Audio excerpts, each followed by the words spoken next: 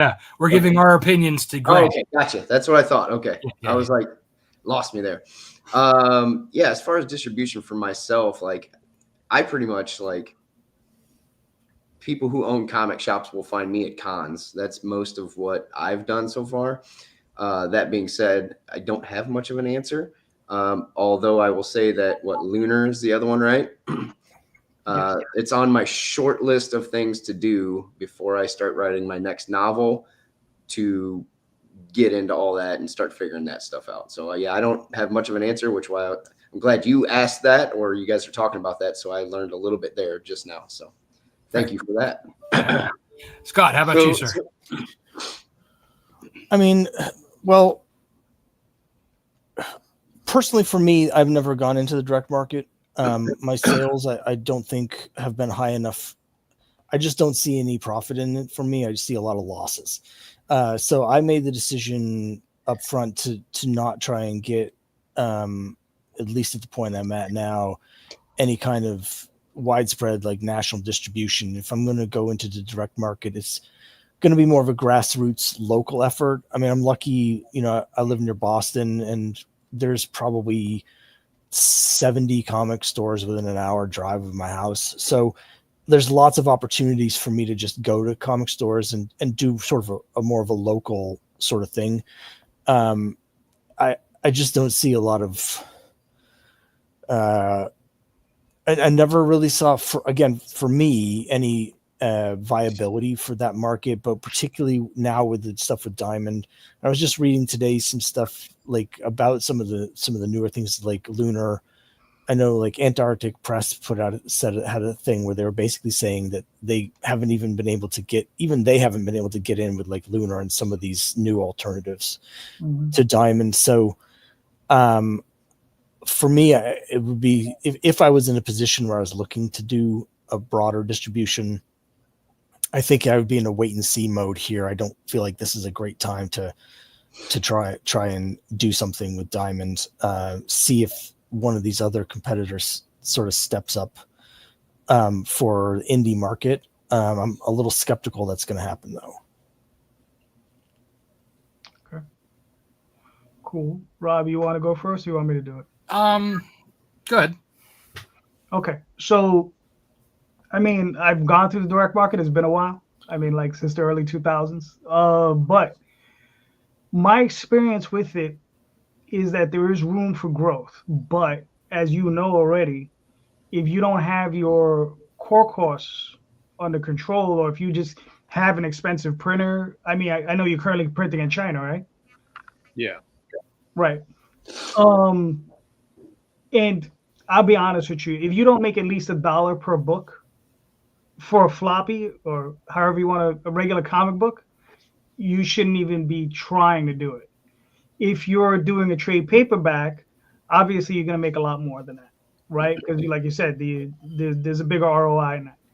But again, you know, if you're not selling at least 500 copies or anywhere from 250 to 350 or 400 copies, it's going to be hard to justify the cost on printing them, even in China. But, you know, as far as like, you know, do I think there's a viability to it? I still think there is. There's talk. Universal, the distributor from Canada, they may, I heard on one podcast coming out of Publishers Weekly, where they may try to purchase the entire company, Diamond, outright, not just portions of it, because they were talking about buying the EU version or the European section of the company and the gaming version of portion of the company. But now they're saying that they may actually pick up the entire company. And if that is the case, that might be a big boom or a big boon for us, because I think they would be able to save the market. Lunar just doesn't have the capacity for it. Other than that, I mean, you know, other than going grassroots, there are no distributors that are doing what Diamond does, because the smaller distributors that I've seen, it's all what is that? I'm forgetting the term, where they're just giving the product to the customer, to the retailers, and then collecting the funds afterwards. Whereas Diamond, they get your funds not upon sale, but upon, but when they deliver the books. So, and there's a guarantee with Diamond, right? It's difficult because whoever comes in is going to have the money to be able to do that. And, unless Universal does it or Diamond's able to turn it around in some way and just be able to survive on 20% of what they used to have, it's going to be rough. It's going to be rough. But I do think there is viability to it. But like I said, it's nobody said this game was easy. Nobody said this game was easy. So anyway, Rob. Yeah. So my thoughts on it is, it's always been that like distributing to comic shops or finding a distributor, whether it be joining with another publisher who's larger or doing it myself one way or the other, that would be my next level up. However, I've always kind of like been of the mind that like you have to have a lot of printed copies to be able to do that, plus have on hand. And, so that one, you have to have the upfront capital to produce the run for each issue. And then, then be able to put that out. So, like JD said, unless you're able to survive on $1 per issue, you shouldn't be doing it. But also, I think what it also comes down to is like your own bandwidth. And like you said, going to Tom, you're always invited. You just got to bring a new topic, sir. We had you on. The new year, Tom. I think he's just salty that he's not on every show like he is with Chris's. Oh, that's what it is. No, we do. We love you, Tom. But going back to like Grant's question, weekly. Yeah. So I think your bandwidth, being able to reach out and contact, they still expect you to do that, even if you're being distributed through Diamond, right? So like I think a lot of people have a misconception on what distribution really means. Yeah, they get them to the shops if the shops are buying them from Diamond. So you still got to do all the legwork. You still got to go out there and advertise. You still got to talk to the shop owners. You still got to have the audience say, hey, I want this book in the shop in my pool box, right? So that's, unless you have the bandwidth to do that, because you're not Marvel, you're not DC, you're not Image, right? So you are like like all of us. This is something for all of us. If you're not going in there and you're not talking to everybody and making those relationships, they're not going to put your book on the shelves, even if you're in Diamond. Obviously, if you're in Diamond, you have a better chance than anybody else. But still, you got to do the legwork to get it in there. You're still, it's just like if you're working with a publisher, they expect you to promote your own book, So that's just what it comes down to, is like, if you want to be distributed and go through Diamond or any other, if like, Lunar opens back up, or if there's an alternative, or if somebody buys Diamond, whatever, you still have to put the legwork in, just like you do with Kickstarter, just like you do with your own online shop, just like you do at comic shops and Comic Cons. You have to hustle your stuff no matter what. So what's your bandwidth? What's worth more, your time? What's worth more, your dollar? Going to Comic Cons and getting 100% of that sale, or giving 90% of it to Diamond or whatever distributor, right?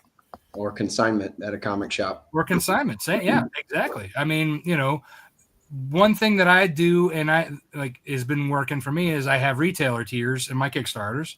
So I get new retailers picking those up. And then I'll follow up with them for like the later issues, stuff like that, but it's a small scale. It's not as big as like, getting across the country or whatever, in multiple stores. But I learned a big lesson during COVID shutdown. So I was in that group that Jen King put together. And I was like, okay, well, I'm going to try and, work this list of emails of retailers that they all were putting out there for us. Right. Well, 9 times out of 10, they wouldn't respond to those emails, or they're just like, oh, well, we're not interested, or whatever the case may be. So you're putting all that time and effort, right? I realized, I'm like, why am I putting so much time and effort for something that's not actually going to help me produce more books, when I could be putting that time and effort into Kickstarter or my own website, right? I know I couldn't go to Comic-Cons, but I could control those two things. So that was just, building your own audience the best way you can with the bandwidth you have, I think is, if you have the time and the effort and you think it, that's by all means distribute. I'm not saying not to, but I think there's levels of, is it worth it to a certain extent when you're up this high, but when you're kind of in the middle or even starting out, I don't think it is. Yeah. And let me just add consignment is actually the word I was looking for. When you have a distributor that distributes on consignment and that's what they're doing, I would say no. Because the problem is that they usually have a hard time. Like the retailers they give them to, they have no incentive to sell those books. Okay? Because they didn't pay for them. You understand? So whenever they basically got it for free. Right? If they sell it, they sell it. If they don't sell it, they don't sell it.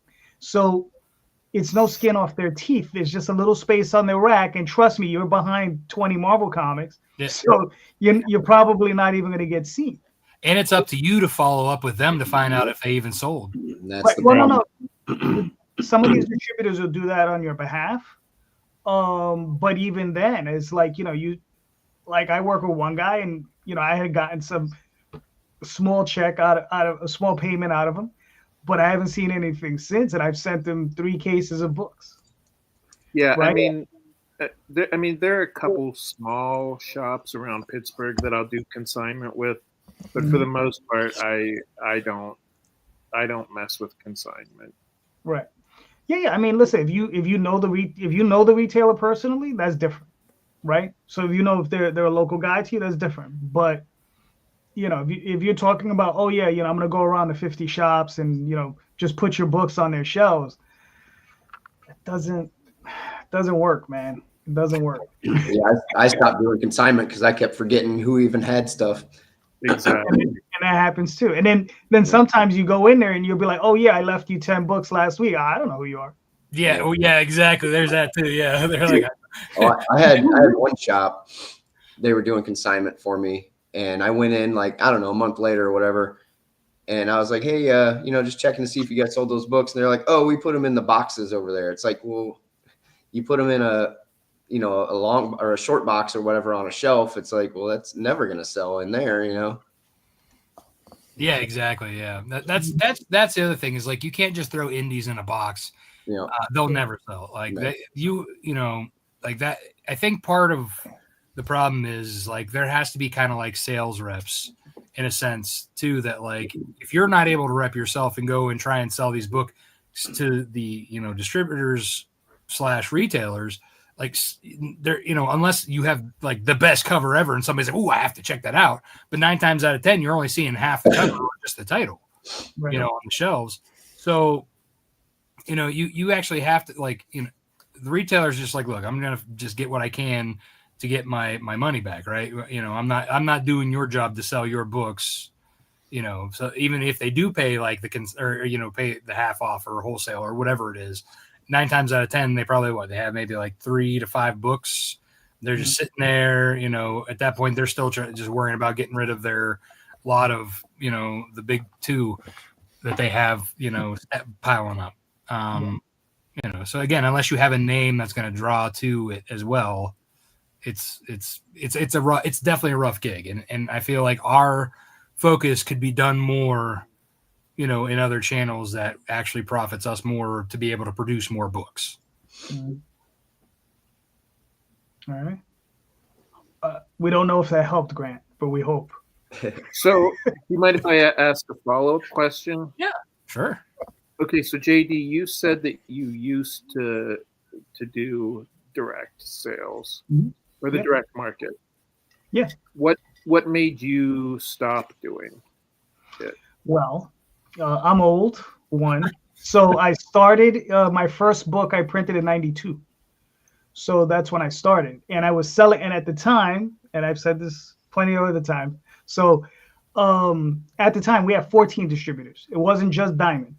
There was Diamond, Capital City, Heroes World, Hawaii Express, it was Hawaii Distribution, there was 14 different distributors. All of them distributed everybody. And that's another portion of the industry that's really messed up right now. Is the problem is exclusivity. Nobody was exclusive to everybody. Marvel and DC sold to all these people. Pacific Comics, Epic, you name it. There was all these different companies in there, right? Me, as a 19-year-old kid, went in, printed up 6,000. Well, the orders were closer to like 4,500 books, right? Did no advertising. Nobody knew who we were, right? But we were in 14 catalogs with our little covers, right? And we were able to sell that many because there were, one, like 10 or 12,000 comic shops. Two, there were 14 different distributors, right? There was Capital City. They were the biggest one. Then there was Diamond. Then I think it was Heroes World. And it was like, shit, I'm forgetting the other one. but it went down a stacked list. Like I would get an order from Hawaii and he would be like, oh yeah, let me get 40 books. Right? And that was Hawaii distribution. That was the smallest guy. And then, but all over the country, you could sell stuff. So and to answer your question, the reason I stopped, because again, I was 19 years old, didn't know what I was doing. Me and my friends, we were doing these books, and we were releasing them as annuals. So it was in 92 was issue 1, 93 was issue 2, and in 94 was issue 3. And I guess, we kind of were like at 22, 23, like, damn it, we got to get jobs. Because, that's just the way it worked out. But that's why we stopped. Years later, Daphne and I went back, and our sales just weren't high. At that time, Diamond had imposed you had to sell X amount of books, like $1,200 worth of books. We just weren't selling in that metric at that time. We were probably closer to like $1,100, and they just ended up cutting us off, which was fine in the end. In retrospect, it was probably the right thing for them to do to us. It forced us to do other things, because at the time we were crazy going through comic shops. I mean, not comic shops, through conventions. I mean, that kind of sounds like what Rob was saying, where if you want to sell through distributors, that's one thing, but the focus still needs to be on Kickstarters, because that's where you make the real money. Currently, yeah, because unfortunately, I mean, I have a lot to say about Diamond and the way they did things in the industry, and like that's a whole nother show. I could sit down and have. I wish, like, if it was me, Randy, and a couple other heads who were around at that time, we could wax poetic for hours, because it's one of these things where it's just you just like. Randy worked at Arrow Comics at a point where they were selling 40,000 books, of a black and white 32-page comic. I mean, 40,000 books. Randy's been there, man. And I mean, and once you taste that, it's hard to pull away from that. So yeah, man. I mean, yeah, Kickstarter right now is definitely the way to go. And put an emphasis on the right now, because things could always change. Things come and go. But yes, right now, Kickstarter definitely is probably the thing to focus more on than other places. Right. Not saying that you can't try other things. I mean, definitely experiment. Yeah. But the main focus should still be, if you can't get to a Comic-Con every weekend or every month, Kickstarter is definitely the larger, it also depends on how often you do it as well, too. I mean, yeah. All right. Well, hopefully that helped, Grant. Sorry. So it helped me. So, Thanks, guys. Well, at least we're helping somebody. Yeah. We're helping somebody. Hopefully we're not depressing everyone. Jesus. So who's next? Josh or Scott? Flip a coin. Go ahead, Josh. All right. So I actually just kind of wanted to get people's feelings on what I refer to in my own head as the dark side of Kickstarter. Two little scenarios, and I just want to see if you guys feel the same way about them as I do. The first one is the other day. So I've got a Kickstarter going, obviously. And I posted about it on my own page, my own Facebook. And I got a comment from somebody, and it said, "Hey, this looks cool. You should go back my book." And they wrote their title in there. And I was like, who's this person? And I'm sure like me, you guys get random, ads from artists and writers and all this stuff. And usually I'm like, yeah, we got mutual friends, whatever, cool. So I'm like, I don't remember ever seeing this person. So I click on their thing and we're not even friends. Never even talked to this person. And they're commenting on my thing that people should go back their Kickstarter. And I don't even know this person. So I deleted the comment. Yeah, I would have done the same. Yeah, that's fair. Yeah. Yeah. Okay. So continue, sir. Yeah. So that was an overstep. Obviously, I felt, I was like, at least say hi. So the next one, a little bit longer of a story. Guy adds me, and then I completely forget that they added me because they never talked to me. They never even post anything. About 1.5 to 2 years later, I get tagged in a post. And I'm like, what is this? And who is this person? And it's for their Kickstarter that they're running. So I was like, I never even talked to this person. I just untagged myself, whatever, not a big deal. And then like the next day or maybe 2 days later, tag me again. So I'm like, I commented on it very politely. I said, hey, I don't have anything to do with this comic book. Please don't tag me in it. And untagged myself. And then they deleted me. And I felt that was kind of crappy that you would add somebody just so you can tag them in your Kickstarter posts 2 years after you've never spoken to them once. And then that person actually like 6 months ago tried to add me again. And I was like, yeah, no. Am I wrong? Am I crazy? Am I a dick? Like, am I not playing the Kickstarter game correctly? So basically what you're asking about is our thoughts on the ethics of promoting your Kickstarter. Yeah. Okay. Does anyone have any further questions or any questions at all for Josh to help? I just got one thing to say. Josh, you're a dick for calling me out like that.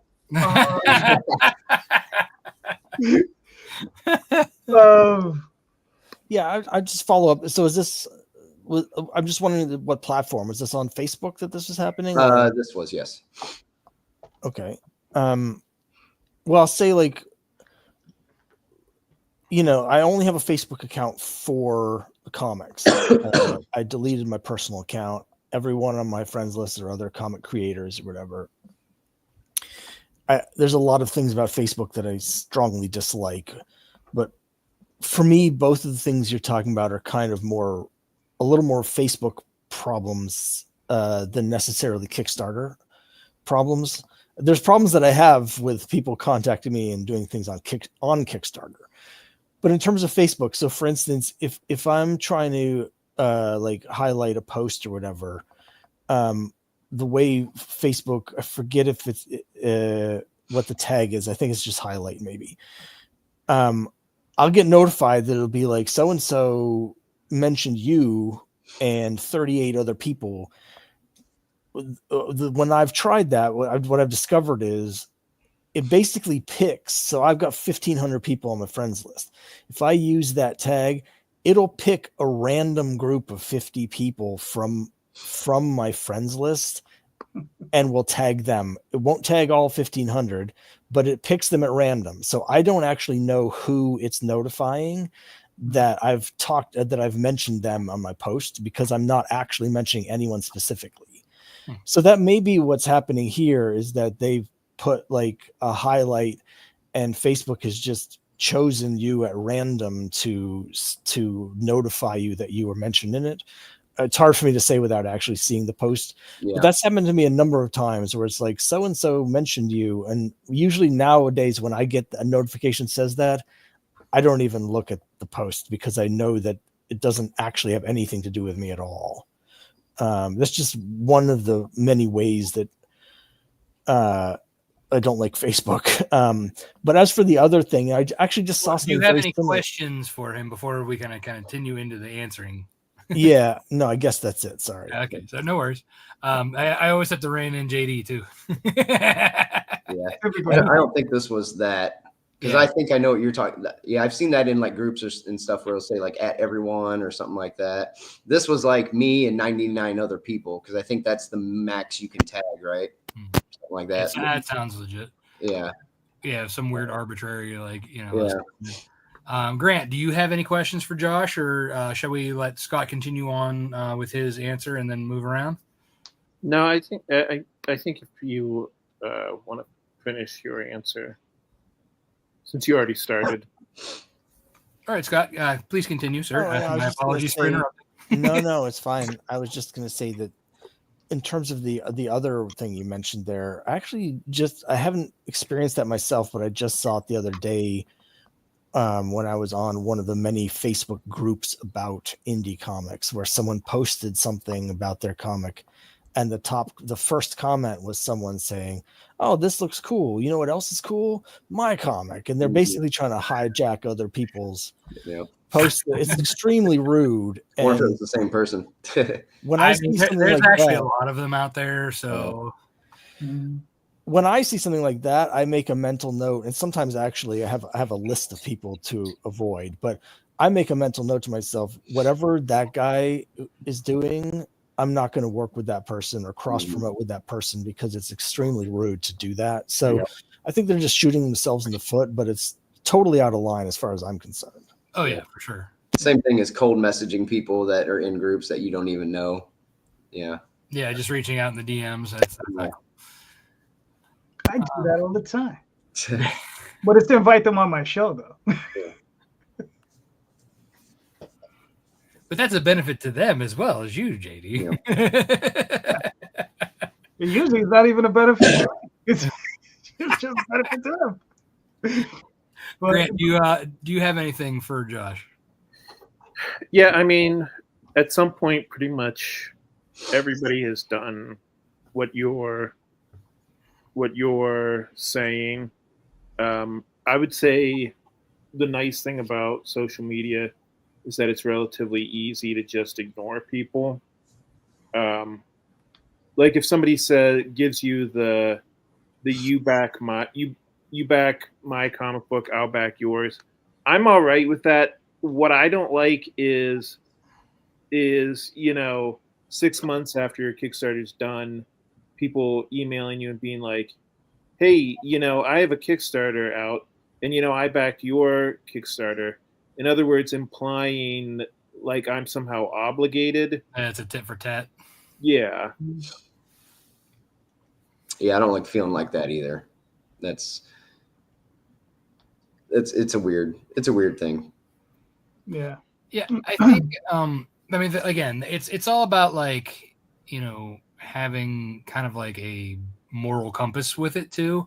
Like, again, I'm a big against DMing. If you DM me, I don't care who you are. If I was planning on backing it, I probably won't.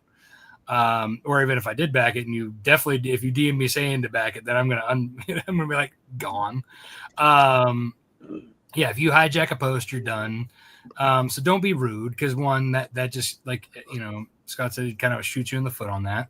And and when it comes to like, you want to, the tit for tat thing is if you agree to that up front while you're, that's one thing.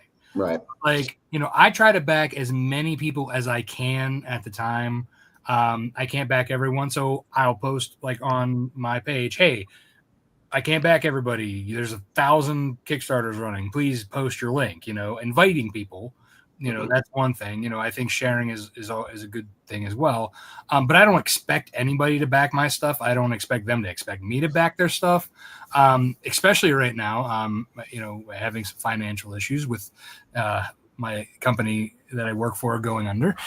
So I'm not going to be backing a lot of things. So if anybody's out there expecting me to, not. So, you don't know what other people are going through. You don't know how many Kickstarters they have a budget for, right? So as us as creators, right, we probably, have a budget of what we're going to spend on Kickstarter, unless it's something that we really have to have, then we're just like, the budget's gone. But when it comes to like backing each other's stuff, I try to like, limit it as much as I can. Like I try to back, especially if it's somebody new who's been trying to get something where, I'll try and back them. If it's a friend, I'll back them. If it's a project that it's somebody that I'm, have mutual friends with or whatever, and we have mutual respect, I try to back. But again, if it's to the point where I'm like, okay, I can't back you, but I will share your stuff, but then don't try and make me feel guilty for not backing, Mm-hmm. And I think it's kind of that golden rule: do unto others as you would have them do unto you, if you will. Yeah. If they like people like being dicks to them and saying, "Hey, I'm going to hijack your post," I'm going to DM you. Like, yeah, you definitely want to stay away from people who just do swarmy things like that. Yeah. I just want to make sure I was not just a bigger jerk than everybody else. No, man, no, they're the jerks. Yeah. JD, how about you? I agree with everything everybody had to say about it. I mean, I don't think you have anything. Yeah, Josh, you're fine. Yeah, Okay. don't feel You're not a jerk, sir. You're not a jerk. But yeah, I mean, we all know how tough it is to promote. I just think people need to figure out better ways to promote. Like sometimes I will cold DM someone trying to cross promote, right? So that's something you could do. It says, listen, I saw your, that's what I'd be totally fine with. Yeah. right. Yeah, It says, something like I that. saw your campaign. It looks, I'm doing a fantasy campaign. You're doing a fantasy campaign. Maybe you'd like to do a cross promotion or just, a cross, update thing, Or even when you put out a message through your Kickstarter with links to other people's Kickstarters. I think I've done that before too. Yeah, I exactly. just remembered I need to try to do that. Yeah. That's a big part of it. Right. I think, along the lines of that too, is to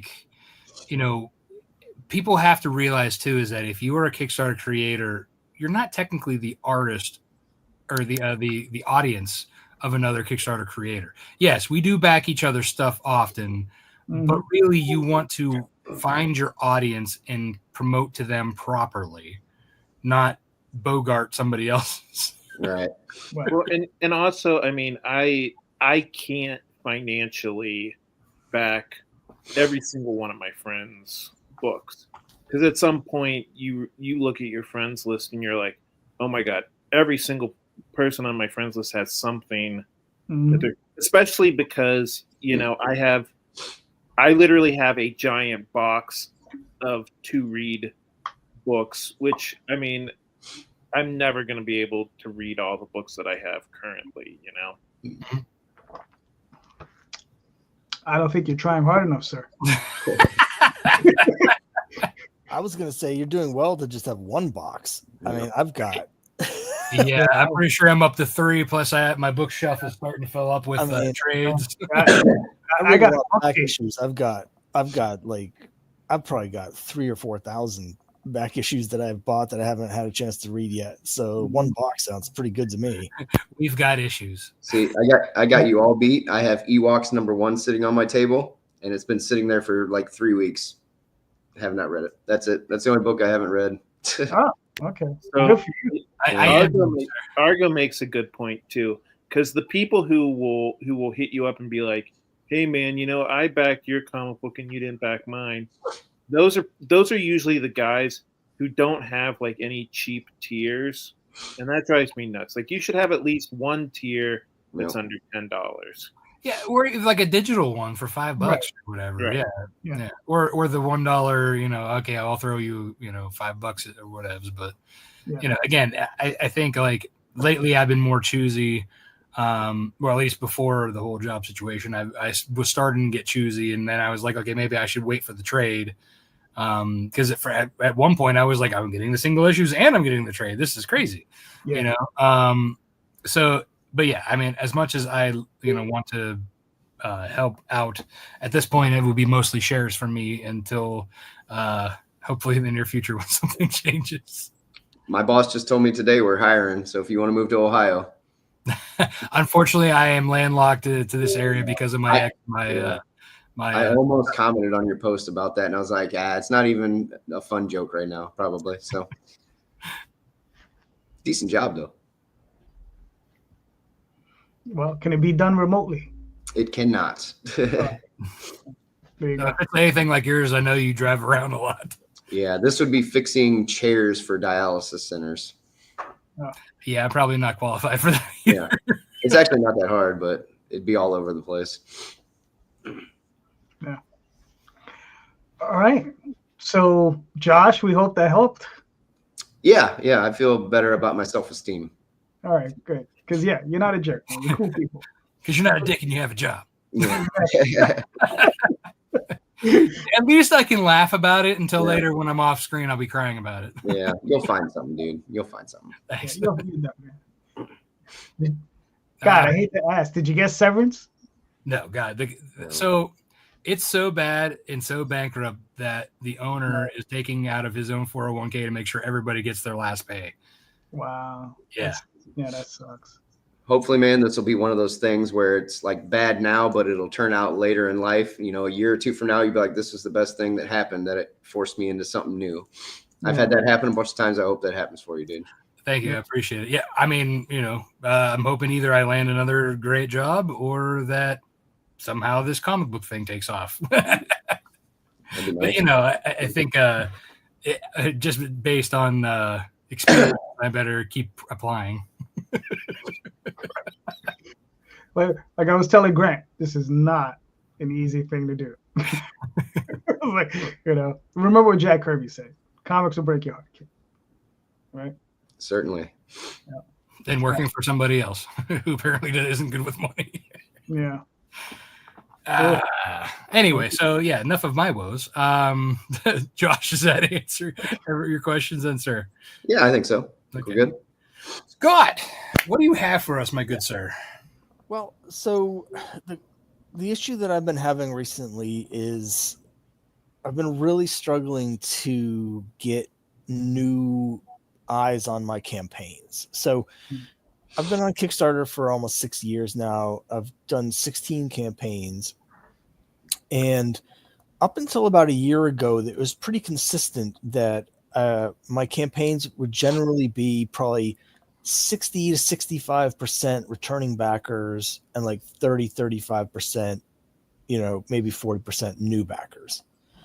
And last year, though, all of a sudden, it just seemed like I couldn't get anybody new to even see the campaign. So, for example, typically,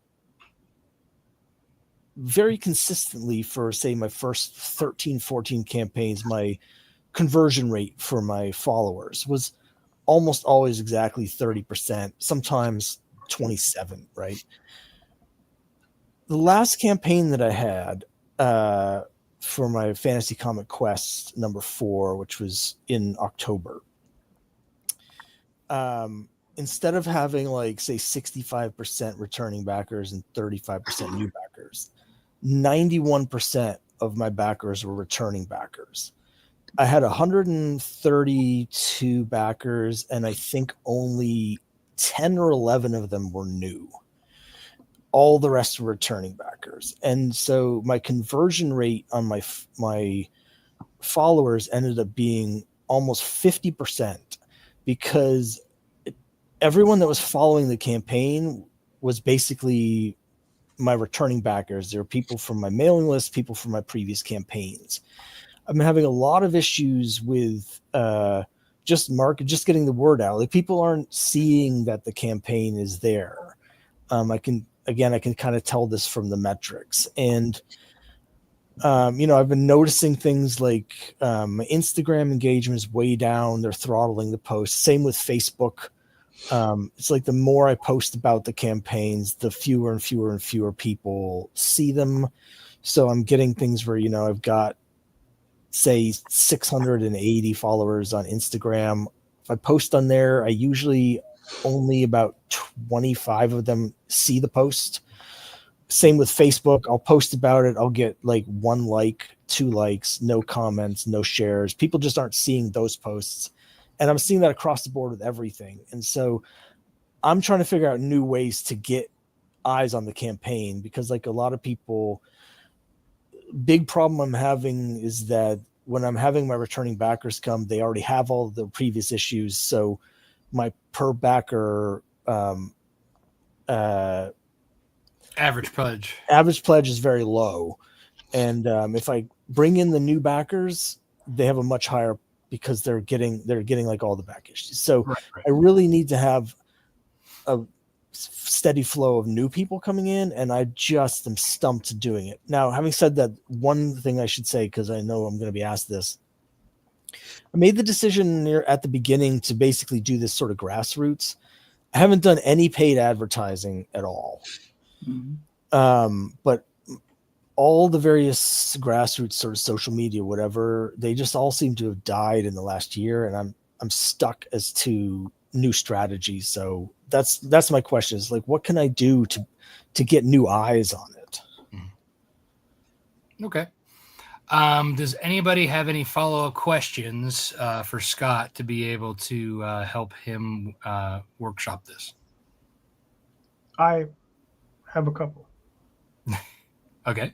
So Scott, other than Facebook and maybe Twitter, are you on any other types of platforms? You know, Blue Sky, Reddit, TikTok. You know, are you in any of any of these other spaces trying to find new readers? Yeah. So I'm not on a Twitter, but I'm on Blue Sky. I've got 500 followers on Blue Sky. I've been working on TikTok quite a bit for the last, say, 4 months or so. I've got, I think, 750 followers on TikTok. My main thing has been my YouTube channel. Now I mostly talk about back issues, but I also talk about, my comics as well. Like, I'm simulcasting this here. I've got almost 1,200 subscribers on YouTube. And yeah, so, and I'm active on Reddit, although not that active. So, I comment here and there in various sub forums. I'm more active in the back issue, like the comic collecting sub forum, but things like the comics writing sub forum, I'm relative, I've posted there a number of times talking about the comics that I'm making and stuff like that. So I have a small presence on Reddit, but not that active. Okay. Do you have an email list that you've been building up? And do you use if you do you use like a freebie, a giveaway to like incentivize with a landing page for them to sign up for your list? Yes, and sort of. So I've kind of done the same thing with the mailing list as with the advertising in general. Like, I haven't done any like big giveaways. I haven't like subscribed to things where I'm just getting like 5,000 random emails because they want to get the free thing. Right. Because I really have been focusing on trying to get like the engagement. So I've mostly been collecting the emails from my Kickstarter campaigns. I do have a landing page where I try and push people to it through some of my other social media. And if they sign up, they'll get like a free PDF with, Crime Busters #1, or I forget exactly what I have in there. So, right now my mailing list it is still very small. I've got about 430 people on it. I have really good engagement. Like, my last couple emails, the open rate was been about 50%, I think, recently. Yeah, that's actually really good. That's I think they say the average is like 30%. So 50%. Yeah, I've been really doing around 40 to 43%, but I recently removed about 60 or 70 email people that had never opened any of them. Yeah. And so the rate now it's up to about 50%. And that seems to be where most of my support comes from. So like, again, I was very happy with how many people came back for the last issue of Quest. I've done 4 issues of that series. My backer count has been, it was like 143, 134, 142, and 131. So almost exactly the same. And this last time, again, of those 131 people, I think something like 119 of them were returning backers, 120. So the people that are reading it are coming back. I just can't get anyone new to see it. Yeah. Okay. Grant, do you have any questions? No, I mean, I think he was pretty thorough. Okay. Josh, how about you? Can I have your email list? Now that's a dick move. Under the canned spam laws, I don't think I can give you my email list. But you can cross the DMs. Yeah. True. Yeah. There you go. JD, do you have any more questions? I have one more that I can think of, but if you have one, I'll let you go first. No, ask yours. I'll ruminate. Okay. So when you're doing, you have like for the Crime Busters, you said you're giving an issue away for that when you're having them sign up. Do you have another one that's for the quest? I haven't, although I've been thinking about doing that. And also like with Cthulhu versus Uncle Sam, for instance, I've only got the 2 issues out. One of the reasons I'm doing my current campaign, which is to reprint them with new covers. But I'm also doing it because I want to sort of remind people this exists, because I've just started working on issue 3, so that'll be out later this year. So I'm trying to bring it around. So, I've been thinking about doing a quite large PDF that'll basically have the first issue of all 3 of those titles in there. But at the moment it's just Crime Busters that's available. Okay. And are you using MailChimp, or what are you using? Yeah, I'm using MailChimp. So that's one of the reasons I had deleted those dormant accounts. I'm still on the free version of MailChimp, which capped it currently at 500 subscribers. Okay. So once I got up to like 490, I was like, well, I know a lot of these people aren't even reading it. So I just cut out the dead weight to get back under that. So it might behoove you to separate those into 3 different landing pages. Just for the fact that like those are 3 different titles that are going to have 3 different audiences. I think that you're able to make tags. So like whatever landing page they come in the funnel, where you could set it up that if they come in from this one, they are tagged with, let's say, Cthulhu because they're backing Cthulhu versus Uncle Sam, or Quest because they're going for the Quest, and Crime Busters. You could tag them however you want. And then that way, if you have, obviously you want to hit up, like when you're starting your wind up for whatever campaign you're doing, it makes sense to then like say, hey, I'm going to put this first issue out of this campaign a couple months ahead to build up that email list. And then right before, obviously, when you go to launch, hit your entire list just to try and get as many people in as you can. And then kind of like do a little couple focus ones on the tagged that is whatever title that is, and then in the middle, drop a big one if you need to try and get a boost or something, But yeah, that's just kind of like building email, which should help in a way, because email sort of helps to make or break a campaign in a way, as long as you're building up your audience, because people come and go from right? Like you said, Instagram, you're not getting as many. Facebook, you're not getting as many.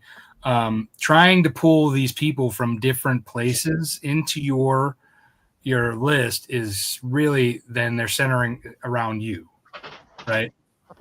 So I think that's something that will help you prior to your launches. Now, that's not going to help you now, but that's something always to consider before you launch. You always need to go into audience building mode with your email list. That's just something, you don't want to go, to a party and not have, the list to invite guests, right? You don't want to just be the host and not have anybody coming. So even if, you want to make sure because we all have attrition too, right? We lose backers, we lose people followings. So we want to keep bringing back new people. They are the lifeblood of us continuing to read, as well as the stable body of our current readership. But you always need new blood, kind of like dialysis, if you will. Yeah. But yeah, so that's kind of like my main thoughts on what to help you with in the long run. Does anybody else have anything before I do more of the kind of like what you can do with Kickstarter now? All right, because I don't know. It sounded to me like you answered the question before the question round was done, Rob. What did I? Because I asked everybody if they had any more questions, and then I said I'm going to ask. No, it sounded like you answered though. Just fine. Yes, I got one. Got Rob to bring. You have another question, JD? Well, yeah, there was this one thing about. Okay, so normally I run the Oswald Chronicles, which is my magical mouse book, but I also have something like Magi's Grace, which is a completely different thing, completely different audience, right? Especially since this book is something like 11 or 10 and up, right? And that book I sell with nude covers, sexy covers. I went completely, there's foul language in the book. I went completely shameless with the book, right?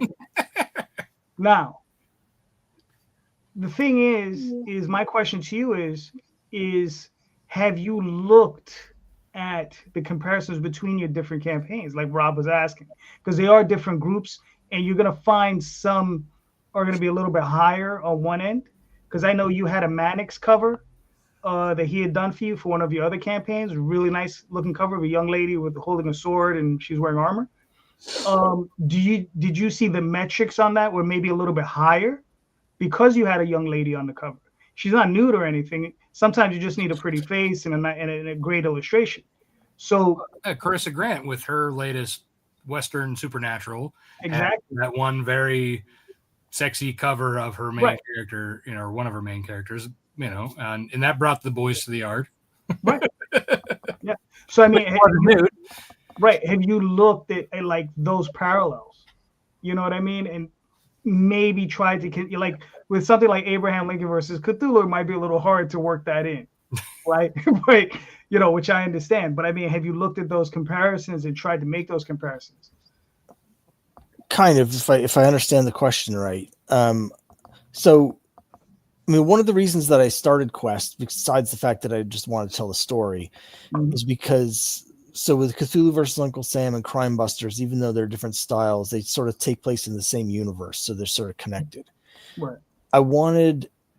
But I felt like that audience was getting a little fatigued as I was putting more and more stuff out.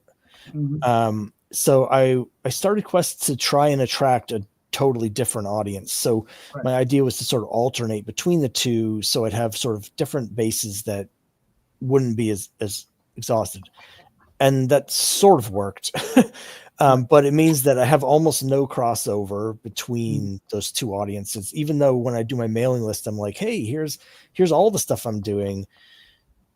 The reality is that there aren't even that many people that get both Cthulhu versus Uncle Sam and Crime Busters, even though they're connected. The people that's common though. I mean, if you think about it, and JD and I both kind of have a similar situation, whereas like with Nightwolf and Snowpaw, you think werewolves, right?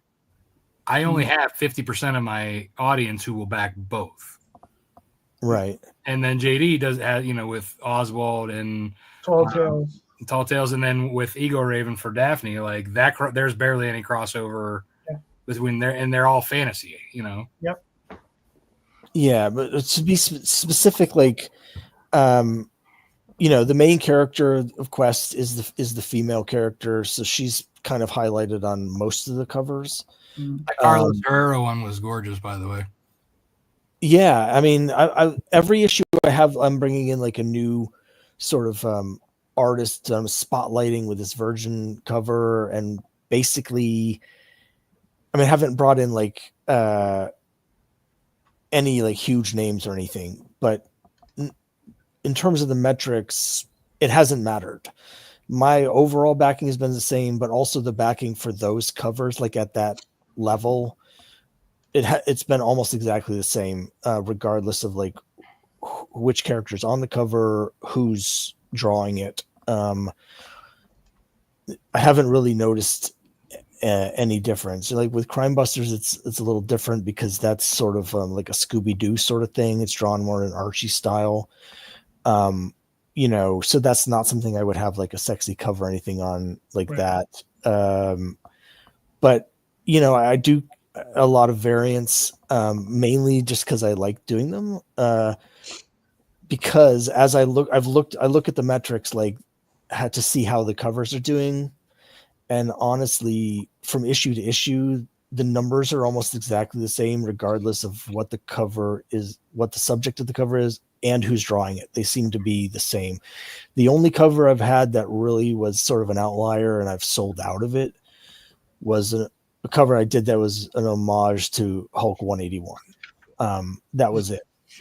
Other than that, it almost doesn't seem, for the way I've been doing it so far, hasn't moved the needle either direction. It's just sort of like people like the concept of the cover block that I'm doing, but the specifics haven't really moved anything.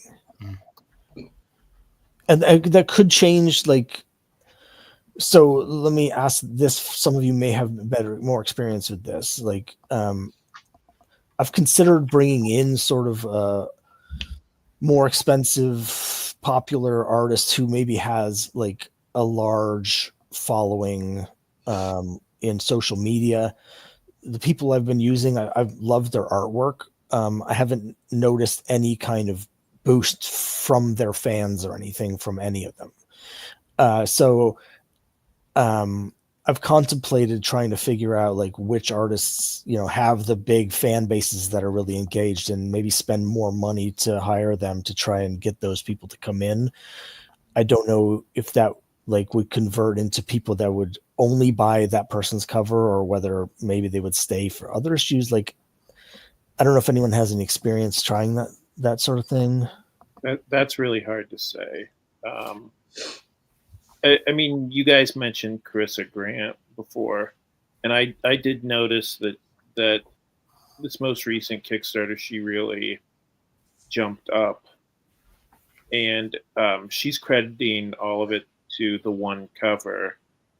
I mean, she did a lot of variants with that too. Like she did like metal, different cover. Like she did a lot of like limited exclusives. And it was focused a lot on that particular cover. So I think there is merit to what she's saying as far as that. But continue, Grant. I'm wondering how much of it has to do with what you were saying. I mean, if you're suddenly charging, you know, like $40 for a metal cover, I mean, yeah, your Kickstarter is going to make way more money. But then you also have to think, like, I mean, I stopped doing chrome covers because I realized, like, I mean, they're so expensive, and like, yeah, you can push that expense onto the customers, but at some point, it's like, are you really making that much more money? You know what I mean? Like, really, what is it accomplishing other than being just like a super impressive Kickstarter? You know what I mean? Because like if it costs you like $11 to print a metal cover, and you're only selling them for like 15, you know, you're really not making a bunch of money. Well, I think Carissa was selling for $150. Oh, okay. Well then. Yeah, that's different. Yeah, she, like I said, they were like super limited. Like she didn't order a lot of them. I mean, I sell them for $75. But you also have to take into consideration, like, a lot of these printers have minimum numbers that you can. Not the one I use. The one I use will allow you to do one, you know, one of one, and you know, if you want, I'll let you know who he is after the show. Well, so to speak to the question, I think here, for instance, with Quest 4, I had Erwin J. Rosa did a cover for me. You guys are probably familiar with his work. Love his art. When I do my variants, I have like certain variant slots. So like I have like every issue will have this type of variant that has a different artist or whatever. With Erwin, I had 3 different versions of his cover available. There was one that was available at a $13 price point. One was $25, and that one was limited to only 50 copies printed.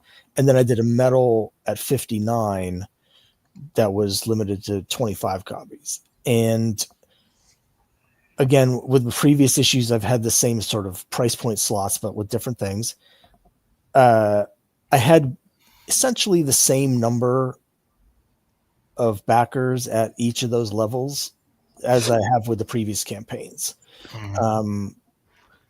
Maybe 1 or 2 more people at $25 level, but basically the same as with issue 3 with a different artist and with issue 2 with a different artist. It didn't really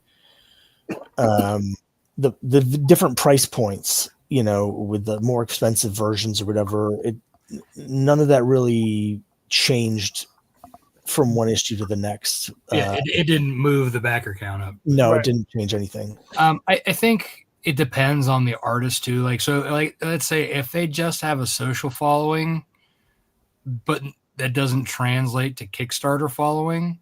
I think part of that gaming the variant cover is finding a talented artist who's not overly expensive, who is very popular on Kickstarter at the moment. So that's kind of like, you want to be like, hey, one, you want to judge your budget. You don't want to go past too far because, you could go far and but not make a difference on how many backers it brings in if it doesn't pay for itself. The other thing is, like I said, the following on Kickstarter, if they have people who back just for their cover, that still may not mean that they're bringing to the next campaign that they're not involved in. Right. So yeah, it may move the needle a little bit that campaign, but then you got to find somebody that then ones up that to keep that in that, so really I think that there's kind of a nice balance of having somebody who's popular artist on Kickstarter, but also who does a great job that says that cover is amazing, right? You almost want to be to the point where like, I don't know which one's the best cover that I have, situation like that. People are like, oh, I want them all. They're so good. You know what I mean? Like that's almost like one that'll help with your, average pledge, but also like, if people like in general just are attracted to a cover, like how many times you walk into a comic shop and you say, I like that cover, I'm going to check this book out, because that's really the first thing people see before they pick it up and then look inside. Right. But and I know you have your pages as well on the site, so it's like not one of those things where it's like you're just hiding behind the cover, Yeah.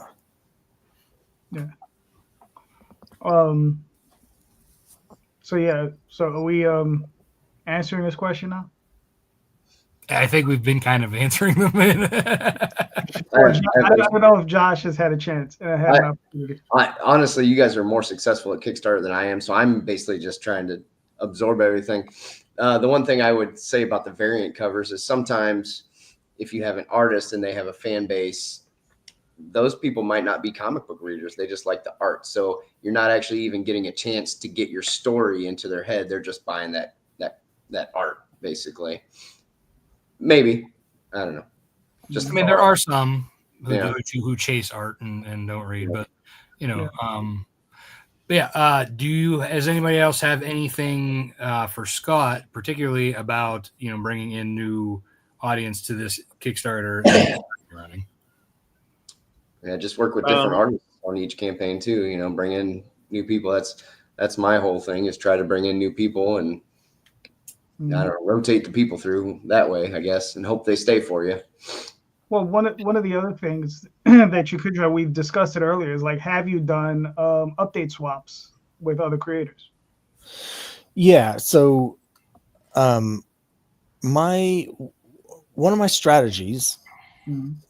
whether it's worked or not, debatable, has been to focus on Kickstarter platform itself. So usually when I do a campaign, I'll be doing update swaps every other day for the whole campaign. I usually do a couple people each update. So with a typical campaign of mine, I'll be doing update swaps with 25 to 30 people over the course of the campaign.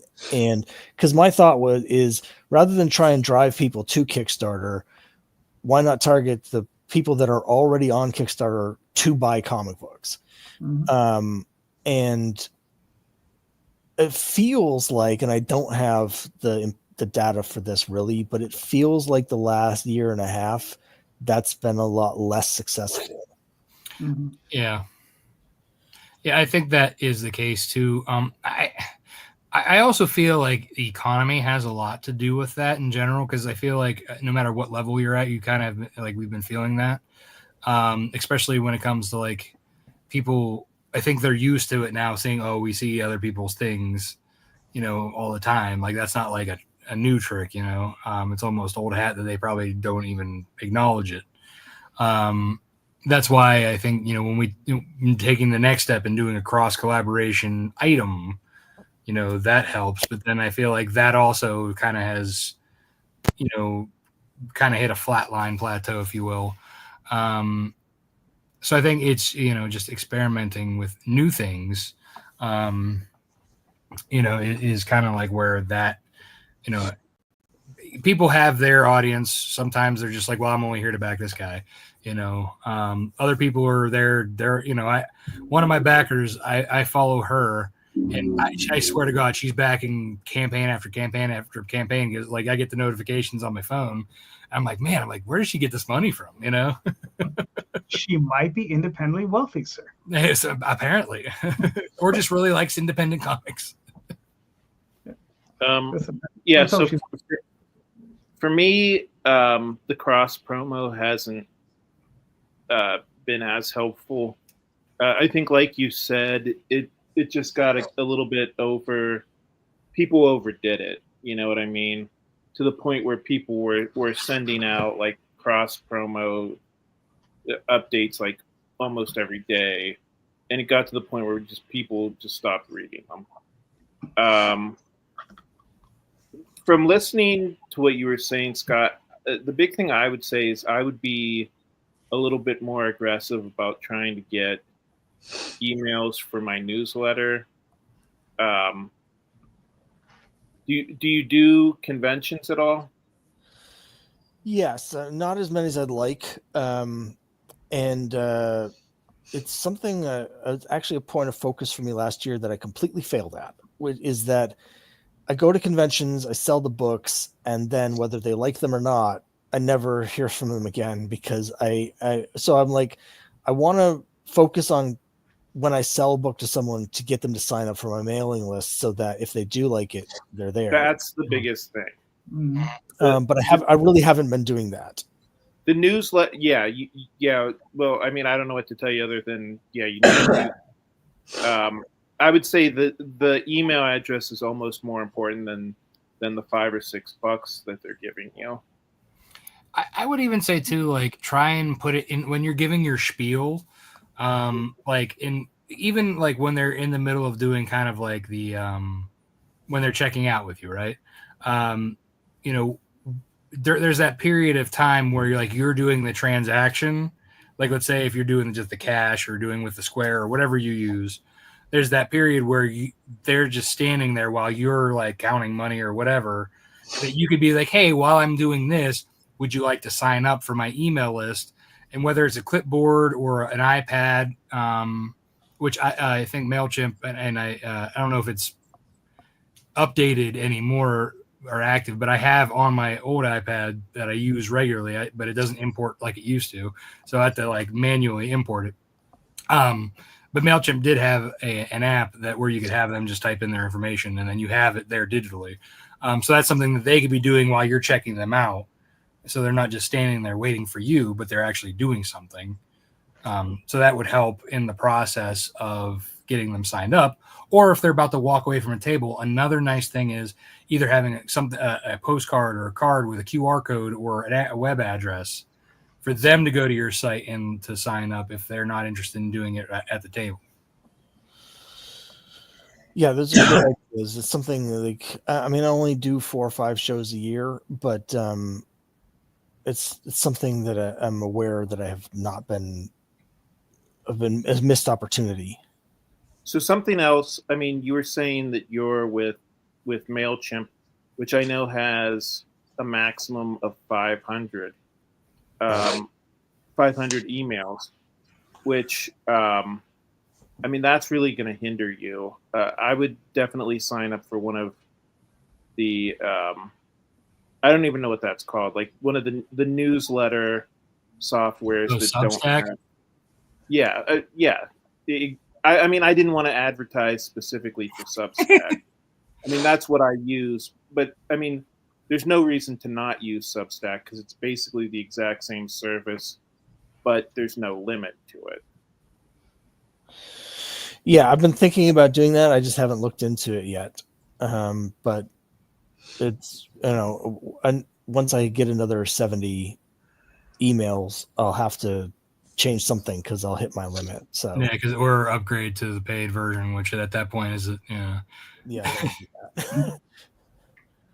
I mean, like I said, I used to use MailChimp. I use Substack now. It's basically like literally the exact same service, except that there isn't the 500 email limit on it. So, I mean, there's no reason for you to pay the extra money every month. Okay. Yeah, I'll definitely look into that. Yeah. And the added benefit to Substack is you're not just, well, I know the way I use it, you can use it the way Grant is talking about it, but you can also write articles, just things about comics or whatever that interest you that may give added benefit to your fans. Like you said, you're really interested in back issues. So, you can always write an article on back issues, right? And that might intrigue some people, bring some people in that who normally maybe wouldn't read any of your comics, but they say, well, you know what? I like what he did here. I like what Scott did here. Let me give his book a shot, right? And maybe they'll back it because of that. Or you could even write about because you said Quest is like kind of like for your love of D&D, right? Yeah. Right. So you could write about D&D and then plug in the book. Right. Mm-hmm. Yeah. And you could be like, this is a portion of my quest, that you did during your campaign. So. Okay, great. Thank you. So I hope that helped. Anybody else? So. No. Does anybody have anything else to add? So, Rob, everybody has campaigns up. I'm going to pull up the campaigns. We're going to run through them real fast, guys. Real quick. So, quick elevator pitch, and then we're going to move on to the next person. All right? So, there we go. Oh, me first. You first. All right. Yeah. Cocaine Stripper Stronghold. It's as ridiculous as it sounds. Basically, this is the comic series, which is a 4-part prequel to a novel I wrote a couple years ago, where a horde of zombie businessmen and a biker gang attack a brothel because they like cocaine and strippers. Novel, every 1 or 2 cons would sell out, so I knew I couldn't let it die. So I wrote the 4-part comic series. Follows Jane as she goes from posh rich girl on a self-sustaining high-rise that is falling apart. So she has to be forced out into the world of zombies and learn how to survive. And I was able and fortunate enough and lucky enough to reach out to Mike DiCarlo from DC Comics, who did the cover and the flashback pages for me for this book. Got 3 different covers, got his pencils and inks, we got the Virgin cover, and then the trade dress. It's a fun book. It's a zombie comedy, but it's got pretty good character development as well, I believe. All right, cool. Listen, man, it sounds funny. Yeah, it's a good book. It came out really well. Yeah, it looks good. I really like the Carlos cover. Is obviously, he's a classic. Oh, he crushed it. But your interior page is really nice as well. Yeah, Cristiano Reyna, who's done all the Turkey Sharks books and everything previous to that. I brought him back to do all that, and he did the colors on the cover as well as the kind of monochromatic thing with the flashback pages to make them kind of stick out. Gotcha. Okay. Listen, looks good. Your 21 backers, you're already funded. Yeah. 20 days. Hopefully we can, get you like, I don't know, 5 times that amount, 10 times. Yeah, it's so I mean the digital copy is $3. And if we get to, I think it's like $1,000, that adds on the indie bundle, which is 6 more books, and then that would also put in Turkey Sharks 1 and 2 digital. So even if you back it at $3, if we hit $1,000, you're gonna get 9 books for $3. All right, good. So folks, go check that one out. Like I said, we're trying to do these quick. All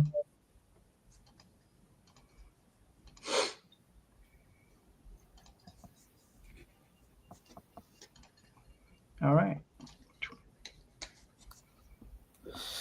Hey, that's me. Yeah, so it's Cthulhu versus Uncle Sam. The premise is in the title if you're familiar with those characters, but it's America's first and greatest hero battling Cthulhu, the ultimate evil. It's set during World War II, and basically the Axis powers are trying to summon Cthulhu to win World War II, and Uncle Sam and his friends have to stop him.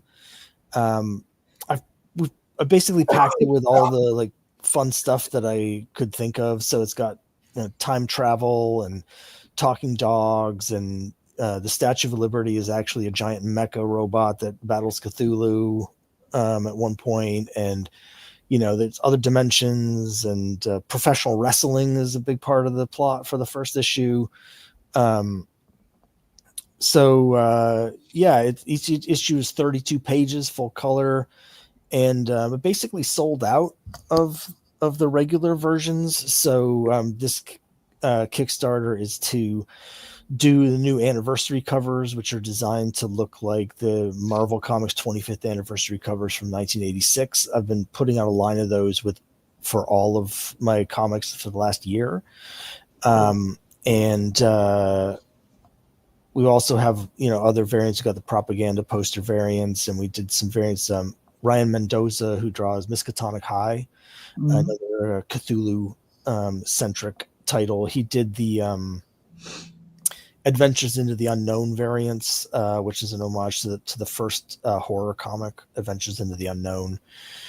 Really excited. Samir Samau, who some of you may know, who does a lot of Kickstarter books, he did the anniversary covers, and he actually draws traditionally. So this is the first time I've had, basically the first time I've had original art available, since he draws,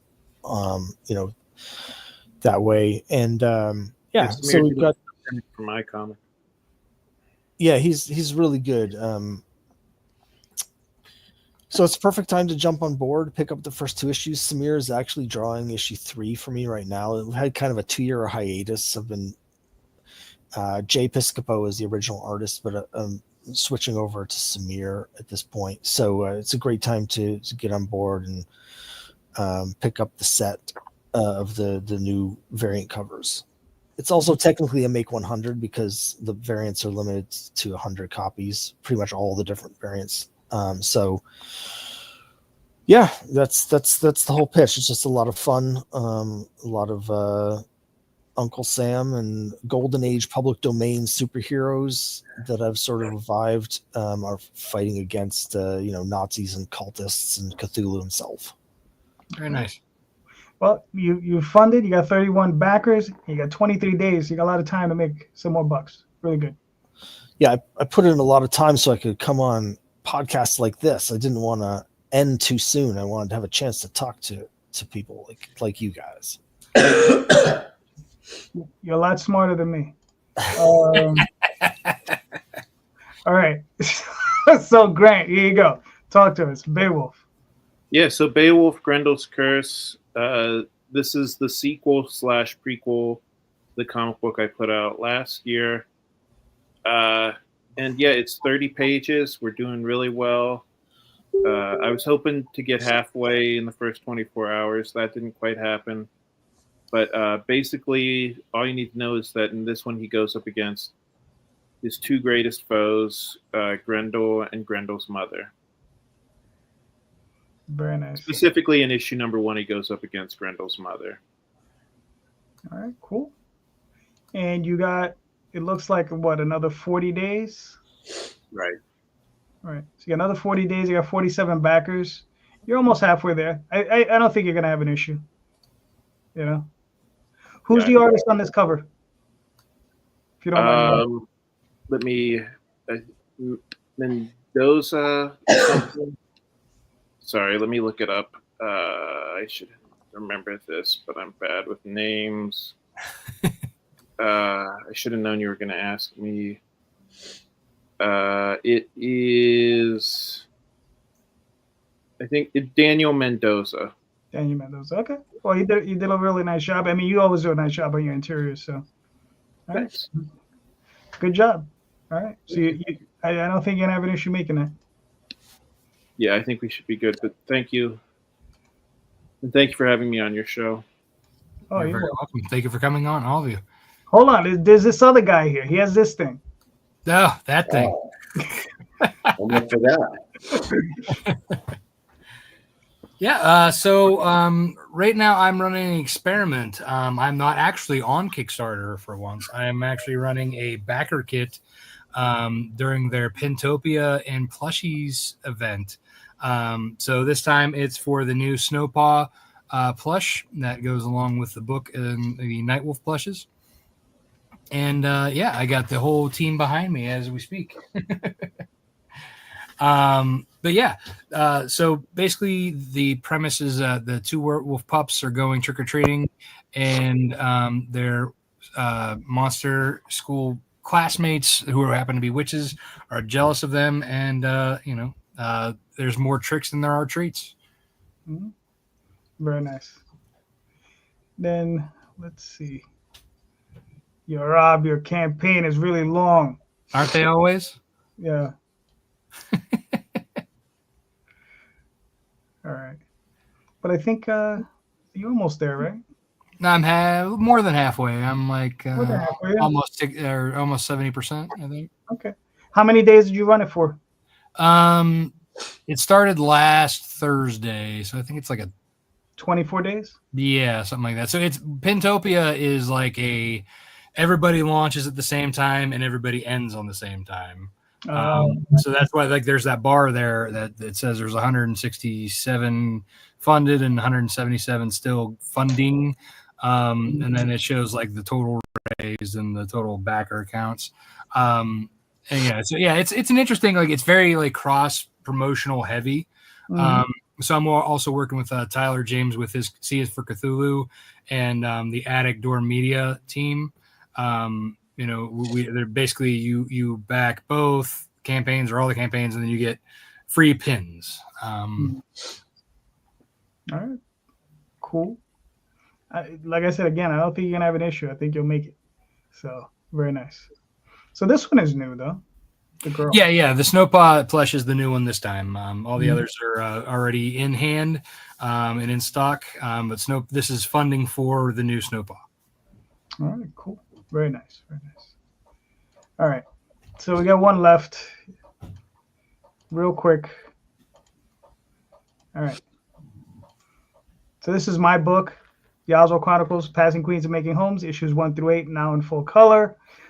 Story about Oswald coming up in life as a young sorcerer, and him running into some friends and getting into some shenanigans, and that's all I'm gonna get into for now because it's really late and I gotta go to work tomorrow.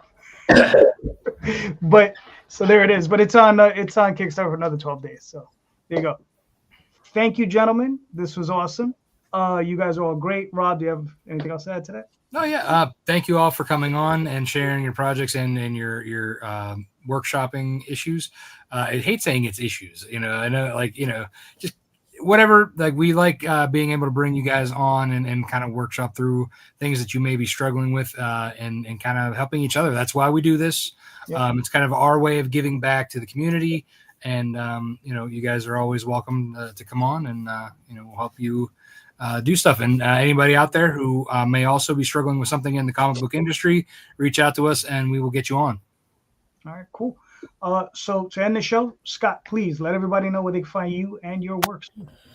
Sure. Well, you can find me on YouTube as the Classic Comic Collector. That's also my handle on TikTok. If you want to look at my comics, crimebustercomics.com will bring you to my website. And of course, you can also follow me on Kickstarter. My name there is Scott Harris, and the Cthulhu vs. Uncle Sam currently live. Cool. Grant? I'm Grant Lankard on most of the social medias. I'm on Blue Sky now, Threads, Facebook. I'm not on Twitter because I hated it. I'm trying to think. And comicsburg.com. All right, cool. Josh? Cutthroat Comics, pretty much mostly everywhere. TikTok, Blue Sky, Facebook, Instagram, YouTube, eBay. I'm also Cutthroat Comics on eBay if you like older comic books. And then, that's it. All right, cool. Rob, where can they find you and your work, sir? Yeah, so you can find me and apparently my cat and my son. You can find me at Lone Wolf Comics, Twitter, Facebook, Instagram, Blue Sky, TikTok. I may not be as active on all of them, but you can find me there. You can also find me at Rob Multari on Twitter, Facebook, Instagram. LoneWolfComics.com is my website. WolfpackPups.com is my other website. You can find the Kickstarter, well, I guess the backer kit. Wow, man, I'm so used to saying Kickstarter. You can find the backer kit for the latest Wolfpack Pups at snowpod.wolfpackpups.com. All right, cool. I'm JD Calderon. You can find me on TheOzzoChronicles.com, TallTalesOnline.com, Facebook, Twitter, Instagram, all those different places under that name. Sunday nights, doing Indie Comics Explained, talk about the business of comics. Every other Tuesday here with Rob. And on Kickstarter. So go check it out. And just remember, everybody, all of these creators are awesome. All of these creators are working hard, and they're all doing great books. All of the links to their books are in the chat. In the show notes. So please go click on those links. Go buy those books, all right? Because they're awesome, and they all deserve your support. So thank you so much for being here. And just remember, read more indie comics, especially ours. Thank you, and have a great night. Thanks, guys.